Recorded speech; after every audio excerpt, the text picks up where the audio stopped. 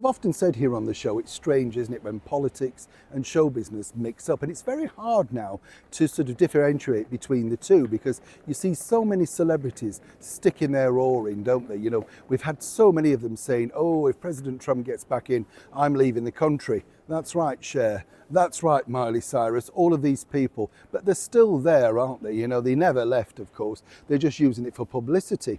And when you look at it in a bigger picture, of course, it can turn your fan base off.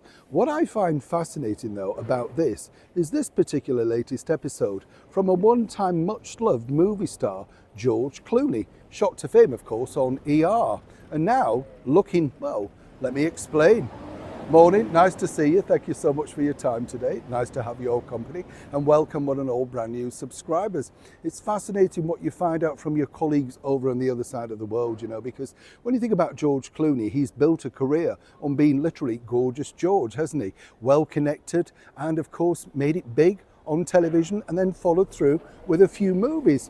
Of course, ever since he hooked up and got married with Amal Clooney, who's a very super ambitious, if some might suggest, cold lady when you meet her in the flesh, well, you know, you can see that he's got other ambitions. He's been asked many single times about whether he would like to run or be in office. You know, think, of course, about the wonderful actor and former president, Ronald Reagan, who did a good job in many people's eyes.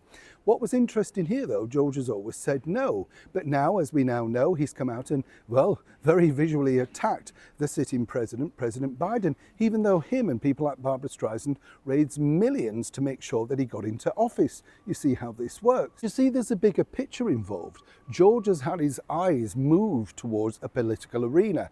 And for many people, this is just the testing ground to see if, of course, anybody would be interested in gorgeous George becoming, well, a runner for the president. Now, he's worked before, he's charismatic, he knows how to perform in front of a camera. These are all the attributes that are really needed in any politician around the world. It's about convincing people that you're going to do the right thing. We're told, of course, that no, George is simply standing up for what he believes in and the political rights and making sure that he does the right thing. Still supporting, apparently, President Biden, even though he's basically trashed him in the back.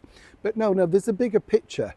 Basically, you started out and to see how the land lies, what people's reaction, monitor social media, look at the comments in the newspapers, online, digital platforms, and then you decide your next move. President Trump has already hit back naturally and said that George should stick to making TV or movies. Well, loosely speaking, I've cleaned that up, as you can imagine.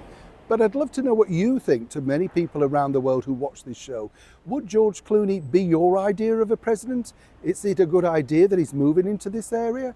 Or simply is it just another platform for him to remain, if you like, in the limelight? A lot of people might like him. Many people so far, so it appears online, don't. But I've been told that this is George's brand new direction, whether he admits it or not. Neil Sean in the very heart of London.